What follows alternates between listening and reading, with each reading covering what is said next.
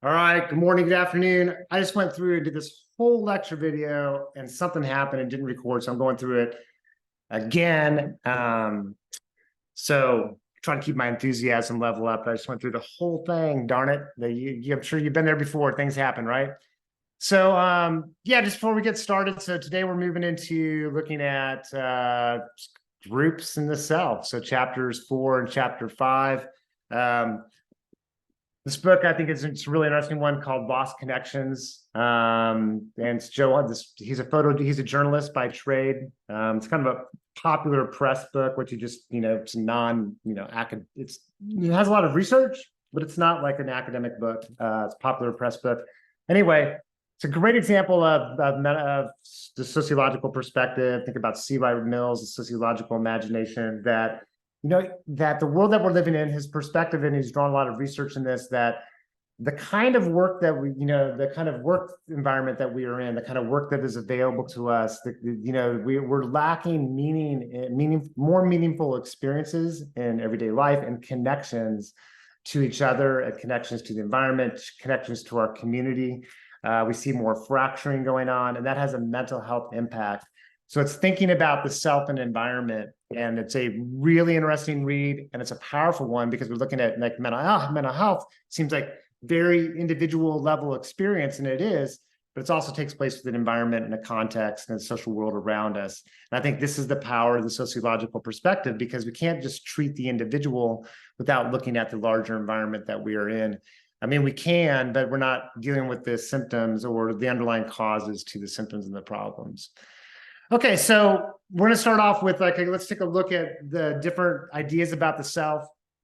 And then the focus here isn't like, so you become an expert on all 4 of these, or pretty much 3 of these, but rather you get the general idea. All right. And then more importantly, that you start to recognize that the self, the factors that we have to kind of think about when we're thinking about the formation of the self, that self and environment is a pretty powerful thing. So the self is defined through, we develop it through the meaning that we give ourselves in the world, through language and thought. The culture that we live in is shaping the self. So if you were to be born in a different country, a different continent, at a different time period, your formation of self is going to be different. You're still going to have that nature side of who you are, but your self is going to be different because you have a different language system in a culture. You live in a different time and place, different social position. So your self that emerges is going to be different. So we're separating out like this nature, and we're getting into the self as a sort of created, constructed part. So the development of self is a social product, and the self becomes through relations with others. Okay, let's start with these 2 different theories here. They're a lot alike, but there's a little bit of difference between them. They have some different language and how they approach things, but the general idea is there, that both Mead and Cooley see that the self is formed through interaction. Mead was a behaviorist, meaning that Mead believed that everything that we do is learned. I'll give you an example of how we go to the bathroom. We go to the bathroom, like going to the bathroom itself is not learned. Like we have to do that. It's a biological function, right? How we do that is learned. Okay, so whether you're alone or you're in a public space, do you go to the bathroom in different ways? As far as like, let's say, I don't know. I'll give you an example in a minute, but Mead is interested in everything in our behavior. It's learned behavior. Mead has the idea that, I think one way of thinking about putting it together is that we think before we act. And this is sort of Mead's perspective. He's a behaviorist. We're social creatures. We think before we act. And a student one time said, well, this isn't true because, my kids, sometimes they don't think before they act. And I go, I wonder if that's true. Or I wonder if they're not thinking like you want them to think. They're thinking about different things.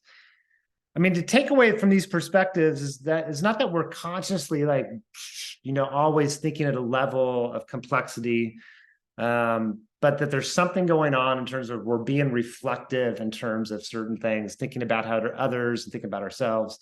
So this idea that We think before we act. And for me, we think by taking the position of other, whether a specific other, family, friend, colleague, like that's a specific other. If I do that, if I, drink 3 glasses of wine, if I smoke a cigarette, if I pray at night, how might specific others see that? Like this is an interaction between like me as a subject, versus like how might other people see me, the object. So it becomes sort of interaction between the two, and this becomes a formation over time of kind of who we are. So we're always in a process of development.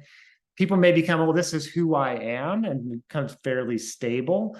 But it's always subject to change in terms of life experiences, the people we come in contact with, it may change. So you have specific other individuals, then you have generalized other, like the ideas of society and the larger social system. So I'm at a concert down here at the local amphitheater. Let's say I was at Dave Matthews Band a couple of weeks ago, and let's just say I'm there, and I brought a vape pen, and I want to smoke some marijuana while I'm there.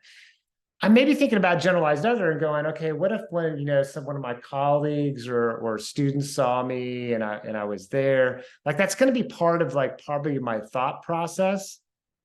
Like this generalized other, this is the power of me, just thinking before we act. When we're in certain environments and context, sometimes the people we don't have the specific individuals, like there's not my colleague right next to me, but I still have a generalized other that's shaping and influencing kind of my behavior. So thinking before we act. So now we got to think about, man, the groups we belong to have an influence on us. The culture and society that we live in have an influence on us. Thinking about going to the bathroom as a gendered experience, going to the bathroom outdoors. Thinking before we act, or maybe there's probably something going on, the thought bubble over someone's head. If they live in an urban environment versus they've grown up out in the outdoors, does gender matter in terms of that space? What about race even mattering in that particular space? These are all ideas about self. Cooley has a little bit different idea. So I go back here. Cooley has this idea of like, okay, that we form ourself. It's a looking glass self. So I develop a sense of self by seeing a reflection of how I might appear to others and my judgment of that. So Cooley had this cool quote that said that society and self are twin born, that you can't have one without the other. So the idea of feral children who are raised without socialization around humans, that impacts them developmentally, physiologically, neurologically, that you can't, we need to be around humans to maintain and develop a sense of who we are. This is why solitary confinement, it's problematic for a lot of different reasons. And, the United States, it's pretty powerful cultural value that we have, that we allow for and that we accept solitary confinement as a form of punishment, because the adverse consequences of that, this is so detrimental to the self. Some people survive better in that environment for sure. There's a lot of factors involved in that, but the impact of without being around humans is powerful, and that's throughout a course. Doesn't matter your age. I'm sure when someone's younger it makes a difference, but regardless of age. So anyway, so Cooley, this idea, imagine how we look to others is one step. Then, okay, how do I look to others wearing this hat? How do I think they judge me or see me or evaluate? I'm thinking about their reaction. So how do other people see me? And I evaluate that reaction to you, going, okay, do I agree with that, disagree with that? Do I like that, not like that? And this starts to become a circle going around, starts to become over time how we develop a sense of self. I won't go through all these quotes, and a couple of them that stand out here. One is, I imagine your mind, and especially what your mind thinks about my mind. So imagine what you think about my hat and what your mind thinks about what my mind thinks about your mind. Okay, and what your mind, so think about what you think about my hat, and also about what you're thinking about the way I'm thinking about what you're thinking. All right, that's complicated. That's going on. Again, this stuff isn't going on like we're sitting down, like it'd be so tiresome, like every interaction we have that we're like doing this, right? But in certain environments, it's going to stand out more often, and it's going to be highlighted more. We're in a novel situation, or we're concerned about the impression of others, or that group is important to us. At a different age of our development, these things have more of a significant influence. I think Cooley's, this is another great quote. I'm not what I think I am. I'm not what you think I am. I am what I think you think I am. I think like talented and gifted program here in Central Oregon. Kids get identified as talented and gifted. This is like, it becomes a self-fulfilling prophecy potentially. Sometimes the kids get identified as talented and gifted. They higher academic scores, showing a greater propensity or desire for higher level learning, whatever it may be. But that label, that status, as we'll talk about, that starts to become a filter, a way in which they start to assign judgment. How do people see me, right? And how do I see myself? So this sort of idea of self and self-development through that process. So I kind of a couple different examples about gender. So this first one, if you're interested, just put "Killing Us Softly." It's about, you can look up a trailer to the video. So looking at advertising and impact on the focus here for Gene Kilborn is basically of how advertising impacts in a very detrimental way. Well, I should rephrase that. So that advertising provides this image and this idea about women, this sort of objectification, sexualization, this way of presenting women, this looking glass self, this image that's shown to women and to men. But the impact on women of this image is powerful. And what we see, and this becomes that looking glass self, what do we see around us? How do I compare myself to that? I think, for those who say, well, it doesn't matter to me. I think different people matters different levels, but to disregard it, I think is problematic because things have an influence, right? This is about masculinity and boys growing up, the mask we live in. This becomes dramaturgy a little bit, even the word mask, gender as a performance, we'll get to here in a second. Okay, so that's Mead and Cooley. Now let's go on to Goffman and dramaturgy. So Goffman looks at basically the key concept is impression management, that humans were trying to manage an impression, that we have a front that we provide. We have, think about it as a stage performance, so very Shakespearean. So we have, when we're on stage, when we're interacting with an audience, whether that's our friends, our family, or we're actually have an audience, even when we go out to eat and we're in the public, right? There's an audience there in that environment. That this is sort of interplay between the self and the environment. We have a script, we have a costume. So gender, my hat, my clothes, this is gender as a performance. There's a dramaturgical element to this. And we all are managing an impression. Sometimes we may care more or care less about the impression that we're managing. And that's also impression management, right? Like, I don't really care about my impression I'm leaving with that person, even if that's being a conscious effort. So it's like, okay, giving ourselves permission not to care about that impression on that other person. That's still impression kind of management. So for Goffman, it's this theatrical performance and language of the theatrical performance. Kids playing doctor, right? They're playing a role. What are the expectations that go along with playing that role?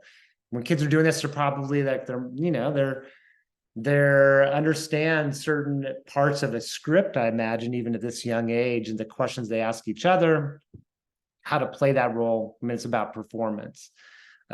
This person here and say, okay, there's a little bit, I'm sure there's performance going on from a dramaturgical, performing for members of one's own group as well as members on the outside. There's a costume going on here. Even mannerisms and demeanor become part of a performance. To give a compelling performance, that person is committed to this subject and this particular topic. It's going to come through in what they wear, what they dress, and how they carry themselves. They're trying to manage an impression among other people. A first date, right? I think people are really aware sometimes about impression management. Going to the doctor's office was super fun. It's like we're trained. We go in the doctor's office, we sit our body posture and our body position, the physician or medical practitioner comes in, we change probably our body position a little bit because somebody now all of a sudden there's an audience, right? So before, in Goffman's terms, if I go to the doctor's office or the medical office, I'm backstage. Like when I'm at home, I'm off stage. I'm not even like thinking about the medical office. I'm off stage. Go to the medical office. I'm waiting in this room. Now I'm backstage. I'm ready for the performance. Medical staff walks in. Now all of a sudden it's a performance. So audience and actor interacting with each other. I never thought about this before, but I wonder, let's say the CNA comes in first. Is there's that person has a script they're following. I have a performance I'm giving in that environment. But now let's say the physician's assistant or the doctor comes in. Does my performance change, even in unconscious ways? And I would say probably, yeah, just based on the status of the individual that we're interacting with and what we've learned about that kind of thing. We'll talk about status in a minute. This is a Jamba juice, a great example. Like sometimes customer service, somebody orders a certain juice, they got to say Jamba. That's performance. It's good scripted performance being required by the employer. Sometimes that has an emotional impact on us because we're like, okay, now that's not natural. I don't want to do that, but that's part of the job. Could be fun too. I don't know. Depends on the person, I guess. I think a good example of gender's performance. You could, look at, if you watch this video, you can just type that in your search engine and get there. That we learn gender and think about this. Like if you are, I'm cisgender male, so my biological self and my gender identity being male match each other. Let's say I'm going to do theater and I'm going to give a performance. And one of the roles I'm going to do is I'm going to perform a female role. I have to learn so much stuff of how to carry myself in terms of body, my hands, my gestures, the way my facial expressions, language to give a compelling performance. So think about that when we kind of grow up, developing a gender performance, a gender identity and a performance along with that it's so natural to us the way that we walk, but it's a learned thing. Go back to Mead, it's behaviorism, right? We've learned sort of to do that over time. We're given a performance, and you're like in these examples in terms of film, Mrs. Doubtfire with Robin Williams, he steps into this role of being the caretaker, being a nanny, and he's given this Mrs. Doubtfire. He becomes like, he gives such a compelling performance of doing that. And that's, like it's learning, right? It's dramaturgy. Well, let's kind of shift the topic a little bit and talk about status and roles. Status is a social position that you occupy. So you have different status positions. Somebody they're an electrician. Someone is a customer service representative. Somebody's a lawyer. Somebody's a teacher. Those are statuses. I'm a father of 2 kids. That's it's one of my statuses. I'm a spouse. Been married for 33 years. That's part of my identity. It's part of my stats. One of my statuses. I'm a son. I'm a brother. These are all statuses, positions that we occupy. An ascribed status is something that's given to us at birth involuntarily. So gender and race are oftentimes identified as like the primary ascribed statuses. I identify myself as white. I was ascribed the status of white. Going back to, we'll talk about social construction of reality in a few minutes, but think about the way in which race is it's a construct. It's something that humans develop and the power of that construct. So we're ascribed different statuses based on the color of our skin, based on gender. And there's power in that, right? To be ascribed that status, go back to this idea of self and environment and think about the interplay between the two. We'll talk about self-determinism in a minute, but think about the power of that ascribed status, whether for, in different ways for that status. Achieve status are things we've done to actually get there, to get to a different status. So going into the trades, becoming a journey person through the trades, becoming a master electrician, a master plumber, that's something that somebody's done to get there. Going in the military, military experience, getting into different positions, achieve status. Then there's master status, a status that has exceptional importance to self or other. And this becomes really powerful too. Could be a person, let's say I was transgender, I'm a transgender faculty member, that part of my status, that one element of my one status that I occupy is going to be a master status for a lot of people on campus, students, faculty, colleagues, campus community. That'll be seen and recognized sort of as a transgender faculty member. All those other statuses will go down, and the one that stands out, it has exceptional importance to others or self, is going to stand out. That's powerful in both a constraining way, but also maybe in a powerful, beneficial way. Could be constraining where, like, let's look at somebody who's been in prison and they become an ex-convict. So think about superior war hypothesis and language. So person has been incarcerated, they've been released from incarceration, and they have that status. People are probably pretty guarded about if they're going to reveal that status in certain environments with certain people, because they realize that that's potentially going to become a master status. So people aren't going to be able to see past that status and see them in terms of a more complete human or a more complex human, but they're going to see that one status. And then finally, embodied status are physical attributes, our sense of physical self, our height, our weight, our physical features, our beauty, our physical appearance. This is embodied status. Roles are the expectations that go along with the position. So to be a police officer, there's a role. It's a role, and there's expectations that go along with that. So that's kind of the distinction between the two. So position status, roles, or expectations that go along with the position. So think about this necktie syndrome. This is kind of interesting. The research indicates that CEOs, chief executive officers, the top of companies, tend to be taller than the average male and average female. So tend to be taller. That's an embodied status that could be really powerful. I put this image here to identify maybe part achieved status going through a law enforcement education, achieved a status of being a law enforcement officer. It could be also a master status going here, to be a person of color in law enforcement, to be a female in law enforcement, could be a master status in either case. Let's talk about this term of self-determinism. I kind of introduced it the last week or the week before, so let's kind of refresh ourselves and do say be aware that website definitions are not going to do it probably, because you'll get into like philosophical definitions of self-determinism, which are different than looking at it from a social science perspective of self-determinism. The general idea of self-determinism is that we have an interplay between the individual, human self or human agency, free will. Let's just call right now free will. Let's just say this is, so Matthew Novak, one of our psychology professors, uses this analogy, which I think is a really useful one, to say, let's say this is free will. It's about the individual being the master, or they can influence the outcome of whatever situation that they're in, right? So it's all about the individual has that autonomy.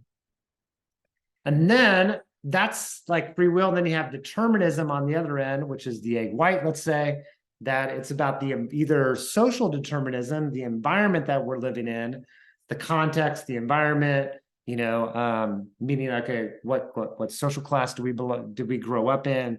What was the school that we grew up, the environment that we grew up in, the time period, like all those different kind of things. So the social environment determines who we become or who we are and what we do. That's like on the other end. So you have like individual determined, social determined, environment determines. The reality, it's an interplay between the two, which is self-determination, individuals making choices within an environment, within a context. Now, so think about that egg yolk and egg white. Some environments, the egg white may be bigger and the egg yolk may be smaller. Sometimes the egg yolk may be bigger, the context actually smaller.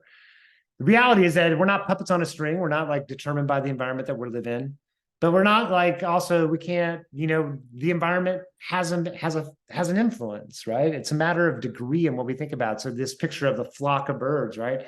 They're all individual birds, but they're part of this greater collective, and there's an energy in that. And that's sort of this interplay between the individual and environment and self.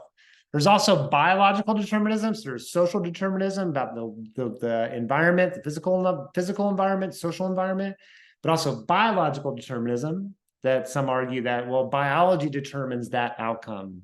It's putting too much weight on the either social side or biological side and not accounting for the human agency side.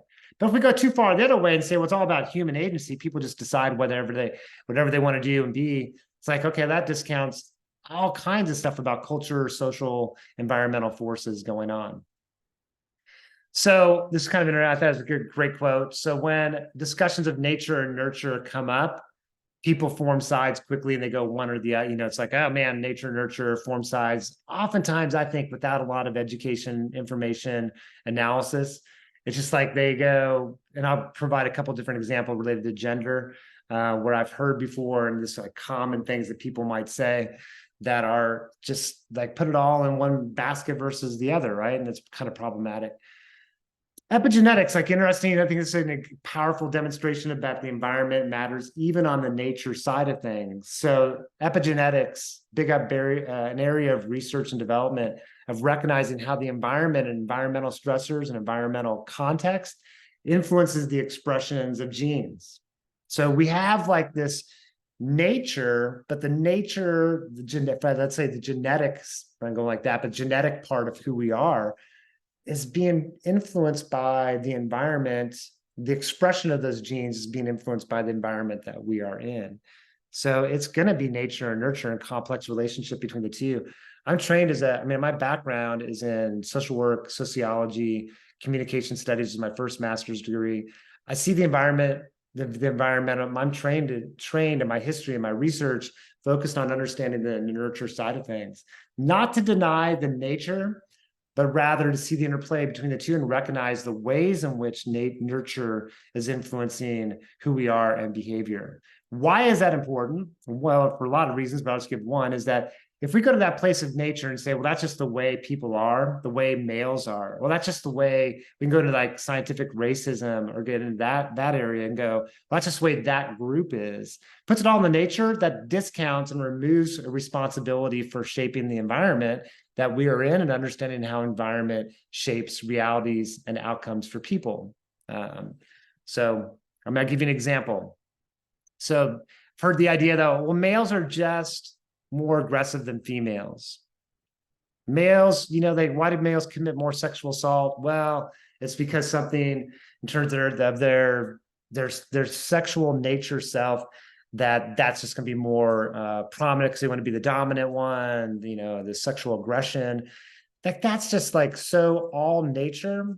There's all kinds of like stuff we could get into and talk about even before testosterone differences exist between males and females, before puberty, that males are still more aggressive than females within certain environments and contexts. I mean, it's not all nature. And I would argue that it's significantly nurture on that side of things. And I'd go to that space of supporting that viewpoint by saying, like, let's look at social class and the influence of social class on things like aggressiveness and sexual assault. Let's look at conditions and environment and context to understand how that's shaping behavior. This is a kind of a report. You don't need to know the data, just to kind of just indicate sexual assault rates in different countries. And there may be some issues about reporting and rates of reporting and how things are being reported, but regardless, I don't think it's unreasonable to go. I think it's reasonable to say, man, it's going to vary based on culture, time, place, location, the degrees in which sexual assault's going on, because its culture and social forces are powerful in that space. Another example is looking at math scores, SAT scores. There is a gender difference. Males and females perform differently in terms of testing. Look at what's kind of gone. I mean, this is the gap, right? It's been pretty consistent over time. Something happened with the SAT, the test itself. Looks like that gap actually shrunk a little bit. I'd be kind of curious about that. Is there ways in which the testing is going on that tends to favor performance for males over females, or downplay females more than males or something? Is there something with the testing? All this just suggests here is that there may be something, there's a lot to be said. People are trying to figure out, scientists are figuring out is it biological for that difference? Is it about spatial visualization that males have a greater ability of that than females? Others argue that it's things like expectations, the norms, the environment, the context, what we play with as kids growing up, what's around us, what we're encouraged to engage in, like that, the nurture side of things, right? Nature, nurture. One study even found that, like, okay, college women made significant impacts on spatial visualization when they played certain games. Tetris, for example, a very spatial visual exercise, so that it's not set in stone. Things can change. Self-determination. So regardless, so it's like nature and nurture, self-determination, moving us away from a nature-only kind of argument. All right, 20 minutes left, and we got 20 some slides to go. Let's talk about social construction of reality. So social construction of reality, the idea is that everything's about meaning. We've constructed reality. Oh, before I forget, I just looked over here. Last week, I mentioned a thing about cultural diffusion, and I mentioned the tomato. And the tomato, I canned about 20 pounds of tomatoes last week. And I thought, man, I said tomatoes were indigenous to China and they diffused throughout the world. Actually, Central America, I think it was Peru, is where Central South America is where the tomato is native to. So just want to clarify, I just want to make sure I gave some misinformation last week. Anyway, so social construction of reality, that we give the world things meaning. I mentioned before, like, kids in the classroom going like this in the United States prior to World War II. That doesn't really mean anything. It's arbitrary, but real. Once, Nazi Germany and fascism arises, this becomes not the Nazi salute. All of a sudden it's like, okay, we have a different constructed reality. We all, for all intents and purposes, agree that that is a sign that we don't want to have within our culture, that we see that through a different lens. That's all socially agreed upon kind of thing. So we're paying attention to ways in which meaning has developed over time, history, group, culture, all kind of shaping meaning. Sometimes meanings can be very shared and agreed upon and very stable, right? So that, let's say for a long period of time, ideas of gender, very stable. One way of constructing an idea of gender, of males and masculinity and females and femininity for a certain period of time. Over the last 10, 15, 20 years, it's always been changing, sometimes more dynamic than others, but over the last 10, 15, 20 years, a lot of change going on, thinking about different constructed ideas about gender and sexuality. We're living in an environment where ideas of culture are shifting and changing, and there's some challenge to that for sure. But we're talking about social construction of reality. Nothing has any inherent meaning. Marijuana doesn't have any inherent meaning, but we give it meaning, okay? So we talk about things like the applications to alcohol and drugs. Alcohol, like, how do we get to prohibition? Like, where we basically criminalize the possession of alcohol. Like, what's going on? It's because alcohol is constructed as it leads to neglect of duty, moral degradation, and crime. There's social class issues related to like this. There were race, this was also kind of a racially driven. It was also, there's immigration going on at this time period. There's a lot of stuff going on in the environment around that's influencing the construction of alcohol as a significant social problem that had to be addressed, or else it's going to be the downfall of America, like that kind of thing. We declare in the United States, wars on social problems like this. Like such as this, like the alcohol or drugs. Very unique to American culture. This is non-material culture. Declaring a war is very unique to to the United States in terms of social policies. No other nation I'm aware of declares wars against social problems. So it tells us something about our culture that we need to be aware of and pay attention to. So marijuana, as another example, like social construction of reality, marijuana doesn't have any inherent meaning, but we assign it meaning. 1937, the Federal Bureau of Narcotics is established.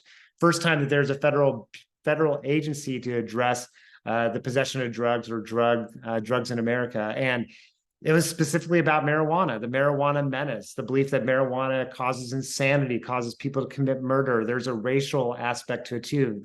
Fear of those coming from Mexico and Central America. I mean, Henry Anslinger, the first chair, or I'm not sure what the position title was, but led the Federal Bureau of Narcotics, the most violent causing drug in the history of mankind. Clearly, we have a different constructed reality of marijuana today. And that's thinking about the consequences. If I go back way back here and go to the Thomas theorem, if you define it, it's real in its consequences.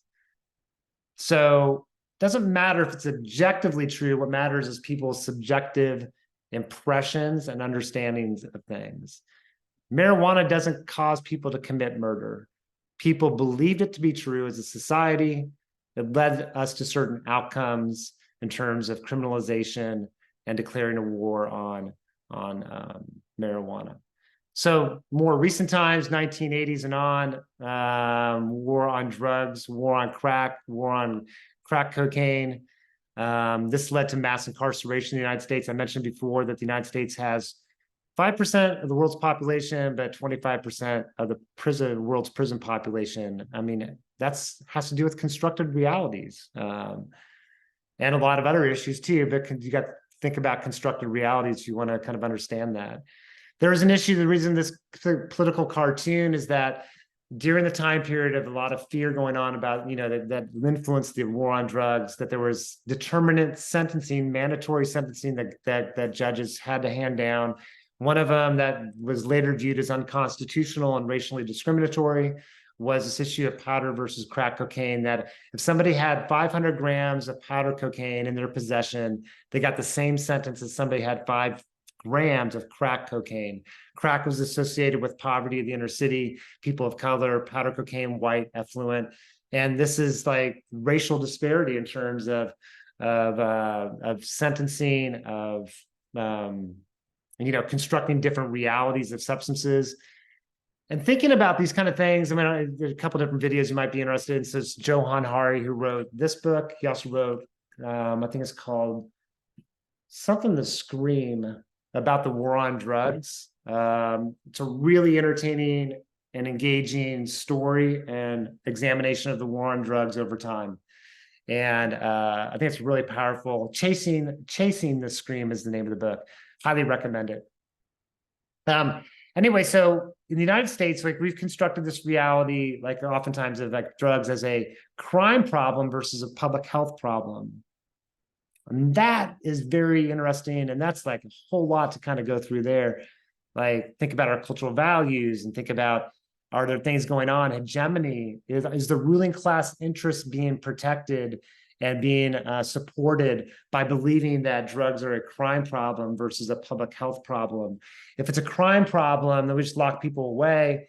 We can actually support that whole kind of prison criminalization kind of system without addressing the underlying problem and the underlying roots of the problem, which are economic, social, environmental, investing resources in communities and people's lives. I mean, it becomes a sort of great example of hegemony, right? We also think about language and culture. Think about the joint, a reefer, marijuana, language describing reality. We view the world through a lens of language, and so how we think about, the world through a lens of language and culture, kind of interactive. Then kind of go to different examples. I got about 10 minutes left. Different examples. Think about body hair.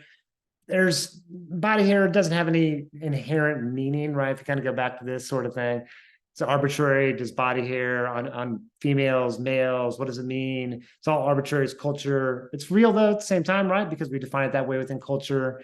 Kind of even go back to our social self, right? Think about Cooley and Mead, and think about interpretations of things and how we develop them. And people navigate. We're self-determined. Not everybody does the same thing, right? Thank goodness. That would be kind of a pretty boring and also a pretty disturbing life if everybody did the same. Different people make different decisions about whether to shave body hair. So different realities there. Constructing even, I love this sort of example of fonts and colors. Suzuki, right? Some of these are made, of course, well known, like Google, Amazon, Explorer, Pepsi. You like that, Wilson Sporting Goods. It's the color as well as the font, and fonts. Like we construct this reality. We've learned in an environment what that font means. All right, so we got a couple different topics left. One of them is group behavior. So thinking about humans in groups and the groups that we belong to. Woof, woof, listen to me. We don't have to be just sheep, but we're social creatures. There's going to be part of that, of who we are. This book, Rising Out of Hatred, a really interesting book about him growing up in an environment around white nationalists and family members deeply connected to the movement of white nationalism, and him leaving at some point in time. Him leaving that group is pretty powerful kind of thing. And his journey of leaving that group and the process that happened, right? He grew up in a very insulated environment, taught one thing or certain things about race and about whiteness, about people of color, goes to a liberal arts college. He's now constructing a different reality, different information is coming into his landscape. He's open enough to be able to investigate things. And eventually he changes his views and he leaves that particular environment. So it's all about group behavior. I'm not going to go through the robbers cave. I don't have time to go through the robbers cave experiment. It's really about in-group, out-group, and how these researchers created an environment which they took these kids who didn't know each other, put them in an environment, created two teams, two different groups, facilitated the construction of an in-group, out-group, and kind of watched what happened. Humans are social creatures. Conformity is not a bad thing. Conformity is pro-social. Conformity can be a bad thing if it's detrimental to self or other. But conformity is a powerful thing, and we need to understand that. And not pretend that conformity is bad, or not claim that conformity takes away from who we are. It's like, well, that's part of our social self. Everybody conforms to a certain degree. I mean, if somebody tells me like, well, no, I don't conform, like there's no way. I mean, it just doesn't happen. So this is Ash's study of conformity, a famous study of conformity. Stanford, I think Ash was from Stanford University. Basically, the research is everybody here. Let's just say this person is working with the researcher. This person's working with the researcher. All these people working with the researcher, they know what's going on. This is the only subject. They're presented on a board with with this image right here, and they're asked which one over here, which line over here matches this line. If this person here goes A, by the time it gets to this person here knows it's C, but they're more inclined to say A because the people before them said A. Now, does that make the person weak? I'd say that makes the person human and social. There's no real consequences to saying that. It could be like, okay, if you give the wrong answer, something's bad going to happen. You let bad happen to you or others. And that's going to be a different scenario, right? But we conform to the environment and to things that are around us. We make choices about conformity. Standing in line. Think about, here's if that person says, well, no, I don't conform. Like, you ever stand in line and want to get in front of other people? Like, do you not do that? You ever you never conform in your life? Like our behavior, just how we dress, our perform. I looked at this in terms of yearbook pictures and go, man, it's kind of an interesting example of, where people are dressed in similar ways. Maybe it's the material and the resources that are around them. Maybe it's what's expected of them, and that's self-determination with there as well, right? So a lot of stuff in that space. These are a couple of images. I had a friend a couple of years ago said, hey, I got a neighbor started putting a flag outside their house, said, raise lion, be a lion, not a sheep. And I thought about that to go, this is like a political kind of in-group, out-group, robbers cave kind of almost kind of thing, right? Republican, this would be a conservative Republican putting, this flag to critique the liberals and say, well, liberals are sheep. They're just kind of following, they're not strong, right? And I go, man, lions, yeah, they're a fierce animal. I mean, much more fierce than a sheep is, but in terms of like social nature, social behavior, social creatures, lions have a pack, lions have a den, lions conform. I mean, it's called survival, and you're just conforming to a different group. And I think that's kind of important to remember and recognize.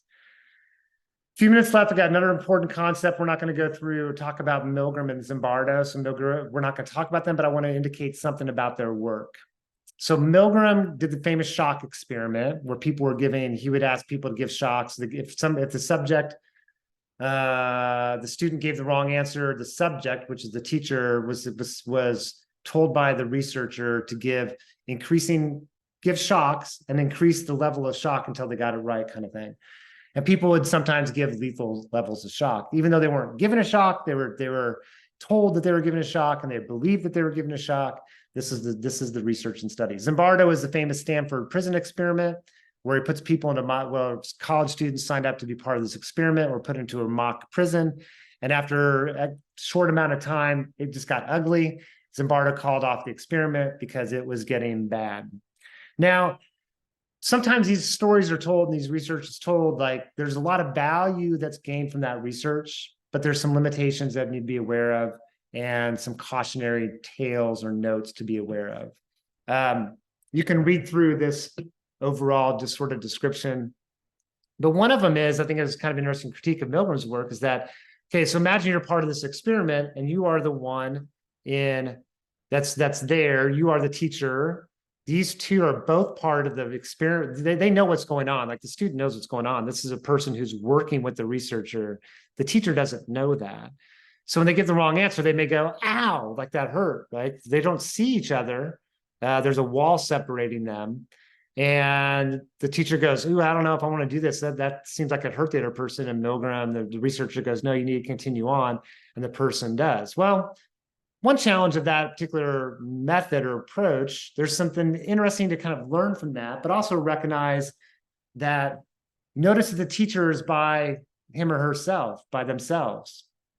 What would happen if you had a bunch of peers that were that were other teachers around that person? Would they behave differently? And I would say, man, we got to consider that, right? This environment was facilitated almost in a way to generate what Milgram wanted to find out. It's not to say that that authority doesn't have an impact on us, because it does, but it's how we think about that kind of thing. And we think about environment and about Stanford prison experiment and Zimbardo. I love this, is that one person of the experiment, like, is just having like a mental breakdown and can't handle it, and it's like screaming, I just need to get out of here. This is like hard on me. I can't take it anymore. And you can kind of read through this, is that this person basically was giving a performance, didn't really feel this way, but was told did this in order to get out of the experiment. And there's some just interesting things about these experiments that are important to unpack. Constructing a reality, and part of it is that if we are not attentive to it, we're constructing a reality that humans are these inherently evil creatures, Lord of the Flies kind of model, right? That have left to their own, there's going to be this sort of thing that develops, and people are going to just basically hurt and maim, kill each other, because that's what humans are, what they do. All kind of like this sort of sense of kind of free will kind of thing. Well, read Humankind is I think it's a really powerful book about going through some of these experiments, looking at, Zimbardo, Milgram, a lot of other things, and to see that humankind's are cooperation, Darwin, cooperation is part of what makes survival of species, through cooperation. Sure, there's competition, but cooperation is an important part. The Real Lord of the Flies, it's a great story about these kids who were shipwrecked for 15 months. They worked together collaboratively, they survived. Last concept, we're at 44 minutes, I try to keep it 45, it's going to go a few minutes over. McDonaldization, George Ritzer comes up with this idea. He's basing it on Max Weber. Weber's our sociologist we go to for both the micro level of interpretive, but also rationalization, bureaucracy, and that sometimes rationality becomes an iron cage. We get trapped in this iron cage of rationality. The principles of McDonald's, so Ritzer argued that in contemporary life, post-World War II, let's say, more and more of life is becoming McDonaldized. And outside of fast food. So the principles of McDonaldization are uniformity. Things are more, we expect and we want things that are more uniform, and things are being provided more uniform. It's predictable. control through automation, so more mechanization involved in production, and calculability, quantity versus quality. And these things become more and more infused throughout cultures throughout the world, right? And that could be cultural imperialism, right? Exporting these ideas because it's about increasing profit and increasing production. Or it could be diffusion. People are, they experience that, they bring it back to their own country. Regardless, is that more and more lives become more predictable, more uniform, more control through automation, and bigger is better, quantity versus quality. Richard kind of critiqued that some of the stuff leads to alienation, that if I can go back to this is like really alienation. The work that we do, we're a cog in the machine, maybe more and more, that we're working in the ways that we're working and how we're working. We have less autonomy. There's greater control placed on us. And, it has mental health impacts in terms of that. We could look at the production of different kind of things. This is just a couple different examples. One is the egg. You go to the supermarket, a carrot is even a better example, maybe, where you go to the supermarket, big grocery store, big chain grocery store. It's like all the carrots are the same size, all the eggs, same size, shape. But the reality is, if you go to like a farmer's market, man, carrots are these wonderful creatures that are all kind of different sizes, shapes, forms, you name it, right? Well, they're being produced. The ones that are mass produced are probably produced so they can be shipped easier, packaged easier, all that kind of stuff is more uniform. And one side, the benefit is you can feed more people access, and maybe it's cheaper, but there's consequences to that too. And that was Richard's argument. More and more of life is getting McDonaldized. Some of it is problematic, some of it is beneficial. But thinking about there's a push that we're moving more and more towards a sort of McDonaldization.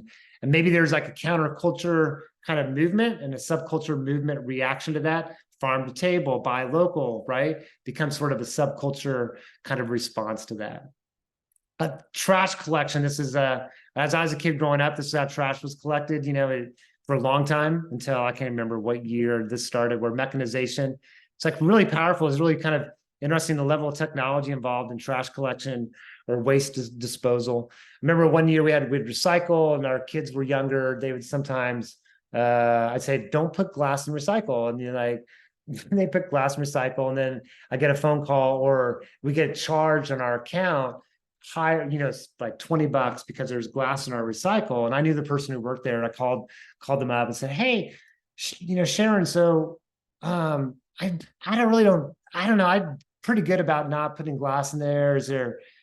How do you guys know there's glass in there, by the way? I mean, she goes, well, there's a video camera, so when things are coming out of your can into the back of the truck, it's all being video. It's video, and it can tell if there's glass or not. I'm like, wow, didn't know that.